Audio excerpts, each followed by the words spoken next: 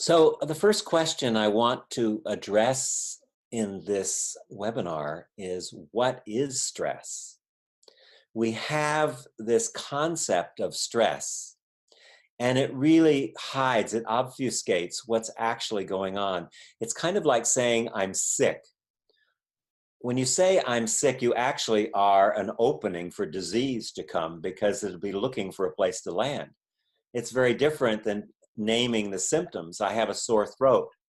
I have swollen lips.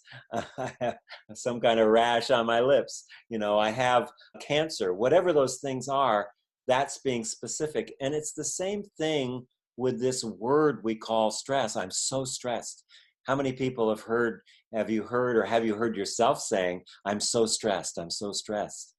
And it's really hiding what's really going on, because when we're saying we're stressed, we're saying something is too much. Something is too much. And in order to begin to work with the issue of stress, we want to know, well, what is it that's too much? What is it? Stress, from our definition of stress in this course, is our personal and professional capacity. We're saying that our personal and professional capacity is inadequate to meet the level of challenges that arise from our commitments. In other words, it's a lack of capacity. We all have the same 24 hours in a day, but some people can only get so much done in a little bit of time, and so many people get so much done in the same amount of time. Why is that? Why does that happen?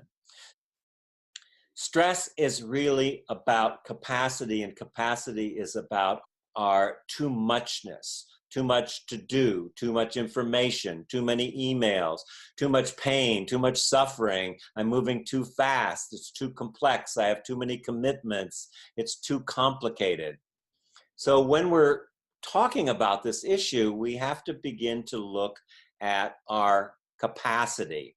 What is it that's too much? And this is one of the things that you want to work with in the journal work, that to begin to look at, well, what's actually happening when I'm saying I'm anxious, I'm overwhelmed, I have too much stress.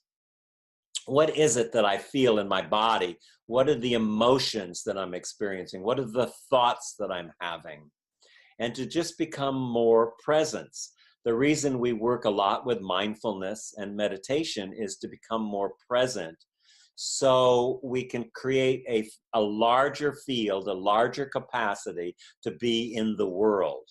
And to begin to notice the repetitive actions that occur when we get stressed. How do I act when I'm feeling stressed? What's the repetitive behavior? There's a great story that Suzuki Roshi used to tell. I remember this from back in the 60s, actually. And there was this Zen master named Nanin, and he lived in the Meiji area at the turn of the 20th century, 1800s.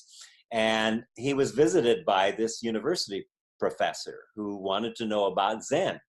And the university professor comes, and of course the Japanese Zen master invites him in and says, would you like some tea? And he says, oh yeah, I'd like some tea. And so he sits down, and the Zen master, he has the cup, and the Zen master starts pouring the tea in the cup. And pretty soon the teacup's getting very close to the top, and the professor's getting a little nervous about it, and he's moving his cup over, and pretty soon it's running over the side of the cup, and then the saucer is filling up, and he says, stop, can't you see? The cup is full. And the Zen master says, yes, how can I show you Zen unless first you have an empty cup? And so what we're looking for here is to create empty cups where we really can expand our capacity. And that's what reducing stress is really about for us, that idea. So it's reducing, it's expanding our ability to deal with greater emotion, greater mental, greater physical capacity, so that we can meet our commitments and to meet the challenges we have in our personal life and in our work life.